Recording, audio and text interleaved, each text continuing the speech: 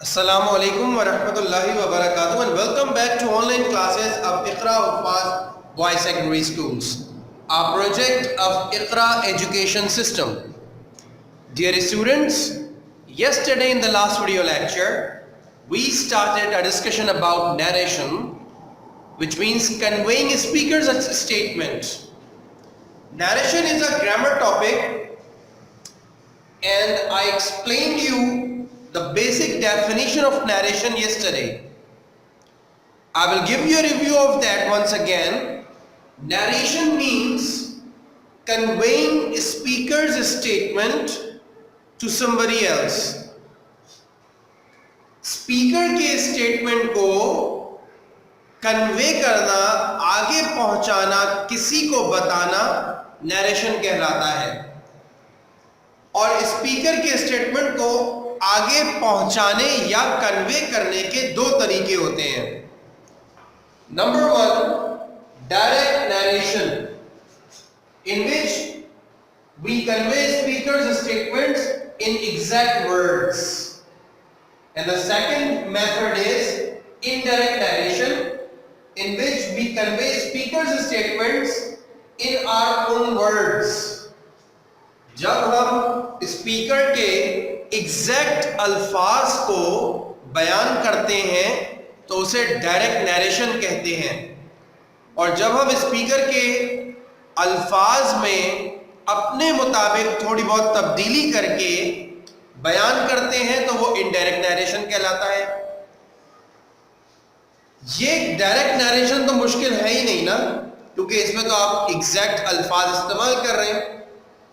असल प्रॉब्लम तो आता है इस इनडायरेक्ट नरेशन में कि हम जब अपने अल्फाज में थोड़ी सी जो तब्दीली करके, स्पीकर के स्टेटमेंट में तब्दीली करके अपने अल्फाज में जब बयान करते हैं, उस वक्त हमें प्रॉब्लम आती है। हमें we need to understand what changes we make, वो कौन सी तब्दीलियां हैं जो हमें करनी होती हैं।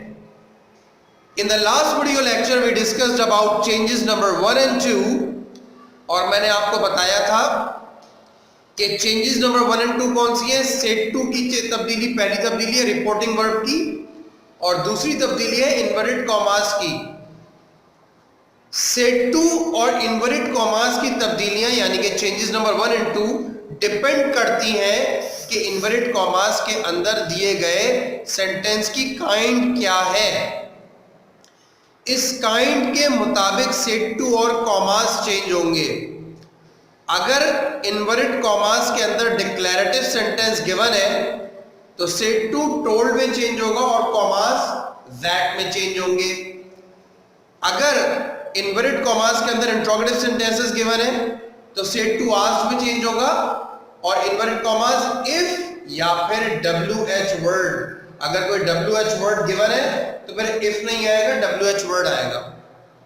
इसी तरह अगर इन्वर्टेड कॉमास में इंपेरेटिव सेंटेंस गिवन है तो हम सेट टू को ऑर्डर्ड या रिक्वेस्टेड में चेंज करेंगे और कॉमास को टू में चेंज करेंगे। अगर इन्वर्टेड कॉमास में एक्सक्लेमेटरी सेंटेंस गिवन है तो हम सेट टू को एक्सक्लेम्ड में चेंज करेंगे और आगे कॉमास को दैट में चेंज करेंगे। इसी तरह अगर विश गिवन है तो हम सेट टू को विश्ड में चेंज करेंगे और दैट लगाएंगे। अगर कोई होप गिवन है तो सेट टू की जगह होप्ड और दैट, इसी तरह प्रॉमिस्ड और that. So these all changes depend upon these two changes. In fact, changes number 1 and 2 depend upon kinds of sentence given in these two inverted commas. Now we will talk about changes number 3, 4 and 5 one by one. Change number 3 is the change of pronouns. जितने भी pronouns inverted commas के अंदर इस्तेमाल होते हैं वो सारे pronouns change होते हैं, और ये प्रोनाउंस सन टेक्निक के जरिए से चेंज होते हैं। What is this SON technique? SON, SON. SON is an acronym. SON एक एक्रोनिम है, शॉर्ट फॉर्म है, जिसमें S stands for subject, O stands for object and N stands for no change. मैं आपको ये तफसील से समझाता हूं कि ये सन टेक्निक है क्या और हम इसे कैसे अप्लाई करते हैं इन्वर्टेड कॉमास के अंदर। Here you can see the change of pronoun takes place based upon Sun technique. What do we mean by Sun technique? Sun, you can see here, subject, object, no change, S-O-N, sun. I'll explain you further in detail about it. Whenever there are some pronouns given, I, we, me, us, my or our, we will change these pronouns according to reporting subjects. What do we mean by reporting subject? आपको याद होगा कि मैंने बताया था कि जो commas से पहले की स्टेटमेंट होती है, कॉमास से पहले का जो सेंटेंस है उसे हम रिपोर्टिंग सेंटेंस कहते हैं, जबकि कॉमास के इन्वर्टेड कॉमास के अंदर का जो सेंटेंस है inside inverted commas, with in inverted commas, उसे हम रिपोर्टेड सेंटेंस कहते हैं। तो रिपोर्टिंग सेंटेंस का मतलब जो कॉमास से पहले है, बिफोर कॉमास। तो रिपोर्टिंग सेंटेंस में जो भी सब्जेक्ट होगा वो रिपोर्टिंग सब्जेक्ट कहलाएगा, और रिपोर्टिंग सेंटेंस में जो भी ऑब्जेक्ट होगा वो रिपोर्टिंग ऑब्जेक्ट कहलाएगा। ठीक है, तो आई, वी या मी, अस या माय, आर, इस तरह के जितने भी प्रोनाउंस होंगे, ये देख ले बोर्ड पर, वो रिपोर्टिंग सब्जेक्ट से चेंज होंगे। जो भी रिपोर्टिंग सब्जेक्ट गिवन होगा वही इन सब की जगह पर आएगा, इन अल्फाज की जगह पर। अब ये डिपेंड करता है, आई और वी सब्जेक्ट के तौर पे आ रहे हैं, मी, अस ऑब्जेक्ट के तौर पे, माय, आर पॉजिटिव प्रोनाउन के तौर पे आ रहे हैं। तो आप देख लेंगे कि वहां पर जो चेंज आपको करना है, जिस प्रोनाउन को चेंज करना है, वो सब्जेक्ट केस में गिवन है, ऑब्जेक्ट केस में गिवन है या पॉजिटिव डिटर्मिनर केस में गिवन है। केस चेंज नहीं होगा। मसलन अगर रिपोर्टिंग सब्जेक्ट ही है और यहां पर आई दिया हुआ है तो आप आई की जगह ही लगा देंगे, लेकिन अगर मी दिया हुआ है तो फिर ही की जगह आई नहीं आएगा, हिम आएगा, क्योंकि मी यहां पर ऑब्जेक्ट केस में है तो ही भी फिर ऑब्जेक्ट केस में ही आएगा। और अगर माय दिया हुआ है तो फिर ही को आप पॉजिटिव केस में यूज करेंगे, चूंकि यहां पर पॉजिटिव केस गिवन है। तो केस चेंज नहीं होगा, प्रोनाउन चेंज होगा। केस से मुराद क्या है कि अगर इन्वर्टेड कॉमास के अंदर सब्जेक्ट केस में आया हुआ है प्रोनाउन तो सब्जेक्ट, अगर ऑब्जेक्ट केस में है तो ऑब्जेक्ट, और अगर पॉजिटिव केस में है तो positive. We will do the practice of this.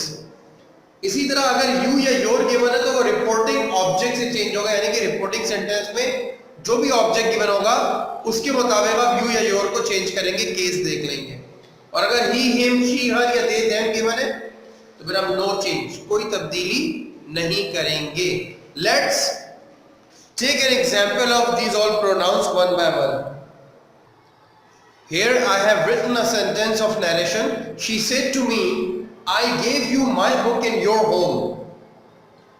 यहां पर आप देख सकते हैं she is reporting subject and me is reporting object. इनको चेंज नहीं करते हम। चेंज जिन प्रोनाउंस को करते हैं वो है इन्वर्टेड कॉमास के अंदर। जो प्रोनाउंस इन्वर्टेड कॉमास के अंदर होते हैं तब्दीली उनकी होती है। ठीक है, फिर समझ लें कि जो प्रोनाउंस इन्वर्टेड कॉमास के अंदर होते हैं उन प्रोनाउंस को चेंज करते हैं, लेकिन change in pronouns in subject और ऑब्जेक्ट की मदद से करते हैं। ठीक है, तब्दील ये वाले प्रोनाउन होंगे, शी और मी तब्दील नहीं होंगे, लेकिन शी और मी के मुताबिक इन प्रोनाउंस में तब्दीली होगी। कैसे होगी देखें, यहां पे कितने प्रोनाउंस गिवन है इन्वर्टेड कॉमास के अंदर, आई, यू, माय, योर। ठीक है, यहां पर 1 2 3 4 प्रोनाउंस गिवन है। अब हम देखते हैं कि आई को हम रिपोर्टिंग सब्जेक्ट, आई कौन कौन से, आई, मी, आई और मी और माय। अब यहां पर आई और माय गिवन है, इनमें से देखें आई और माय गिवन है, this one and this one. ये दोनों आई और माय रिपोर्टिंग सब्जेक्ट के मुताबिक चेंज होंगे। कैसे, इसको तब्दील कर लेते हैं।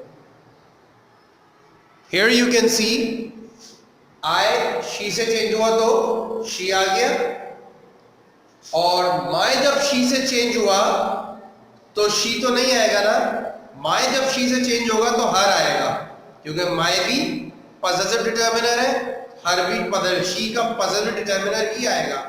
क्योंकि माय पॉजिटिव डिटर्मिनर है तो हम शी का पॉजिटिव डिटर्मिनर यूज करेंगे। आई चूंकि सब्जेक्ट था तो हमने शी के सब्जेक्ट से चेंज किया, माय चूंकि पॉजिटिव डिटर्मिनर तो शी के पॉजिटिव डिटर्मिनर से चेंज किया। ये दो तब्दीली हमने कर ली। अब रह गई यू और योर की तब्दीली, इसको कर लेते हैं, देखते हैं। यू और योर को हम रिपोर्टिंग ऑब्जेक्ट से चेंज करते हैं और रिपोर्टिंग ऑब्जेक्ट ये रहा, कैसे तब्दील करेंगे ये देख लेते हैं। ये आप देख सकते हैं, यू को मी से चेंज किया क्योंकि रिपोर्टिंग ऑब्जेक्ट मी है, और योर को जब हम मी से चेंज करेंगे तो यहां पर मी तो नहीं लिखेंगे ना योर की जगह माय लिखेंगे ना। Is that clear? तो हमने योर की जगह माय का इस्तेमाल किया, माय की जगह हर का इस्तेमाल किया, यू की जगह मी का, आई की जगह शी का। अगर आपको ये तब्दीलियां समझ में नहीं आई तो वीडियो को रिवाइंड करके आप दोबारा से इसको समझ लें। अभी मैंने आपको समझाया कि किस तरीके से हम आई की जगह शी और माई की जगह हर इस्तेमाल करेंगे। फिर मैंने समझाया कि यू की जगह मी और योर की जगह माई इस्तेमाल करेंगे। You can rewind the video and you can watch and understand my explanation again. I hope you will get to know, you will get to understand how we make such changes. Is that clear to you? Now look at this sentence. We said to him, you gave us your book in their home. We reporting subject, him reporting object. Clear? जो तब्दीलियां करेंगे हम इन pronounce में करेंगे 1, 2, 3 and 4. ठीक है? You और your को देख लेते हैं, अस और देयर को बाद में देखते हैं, यू और योर को देख लेते हैं। जब भी यू या योर गिवन होगा वो रिपोर्टिंग ऑब्जेक्ट से चेंज होगा, यानी कि हिम से चेंज होगा। यू और योर, हमने यू को हिम से चेंज किया तो ऑब्वियसली यहां पर हिम हाथ तो नहीं आएगा ना, केस तो यू का सब्जेक्ट केस है तो हिम का भी सब्जेक्ट केस आएगा। ठीक है, तो यू क्योंकि यहाँ सब्जेक्ट की जगह पर यू आ रहा है तो हिम को जब सब्जेक्ट की जगह पर लाएंगे तो ये ही हो जाएगा। इसी तरह यहाँ पर योर जो है वो पॉजिटिव डिटर्मिनर केस में, तो हिम को जब हम यहाँ पॉजिटिव डिटर्मिनर केस में लाएंगे तो वो हिज हो जाएगा। यू ही में चेंज हो गया, योर हिज में चेंज हो गया। दोबारा समझ लें इस बात को कि यू या योर की तब्दीली हम करते हैं रिपोर्टिंग ऑब्जेक्ट से। तो इस जुमले में रिपोर्टिंग ऑब्जेक्ट क्या है भाई? हिम है। तो यू और योर को हम हिम से चेंज करेंगे रिपोर्टिंग ऑब्जेक्ट से। क्लियर? तो यू को जब हम रिपोर्टिंग ऑब्जेक्ट हिम से चेंज करेंगे और हिम को जब यू की पोजीशन पर लेकर आएंगे इनडायरेक्ट सेंटेंस में तो हिम ही में चेंज हो जाएगा। इसी तरह जब योर को हिम से चेंज करेंगे तो जब हिम को योर की जगह पर लाएंगे तो वो हिज हो जाएगा। Is that clear? बाकी हम देख लेते हैं जो तब्दीलियां हैं। अस, ये देख लीजिए, अस गिवन होगा तो रिपोर्टिंग सब्जेक्ट से चेंज होगा। अस गिवन है तो रिपोर्टिंग ऑब्जेक्ट सब्जेक्ट वी है। जब वी को अस की जगह पर लाएंगे तो वो अस ही बनेगा। वी को जब अस की पोजीशन पर लाएंगे इस जुमले में तो अस ही बनेगा। ठीक है? और वेयर अगर गिवन है तो आप देख सकते हैं he, him, she, her, they, them और वेयर भी वे ही की फैमिली का एक फर्द है। तो जब वेयर होगा नो चेंज, हमने देयर को एज इट इज लिख दिया। I hope you have been able to understand the change of pronouns so far.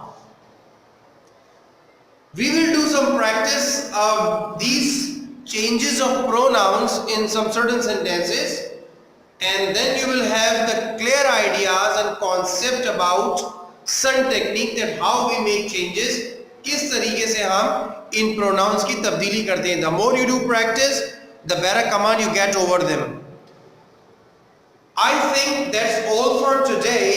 We will meet again in the next video lecture with changes number 4 and 5 to discuss, because if I go on to explaining you about changes number 4 and 5, you may have load of information which you may not be able to digest. So it's better to keep the lecture up till here, up to change number 3, and to discuss changes number 4 and 5 in the next video lecture. Till then, take very good care of yourselves. Stay home, stay safe. Assalamu alaikum wa rahmatullahi wa barakatuh.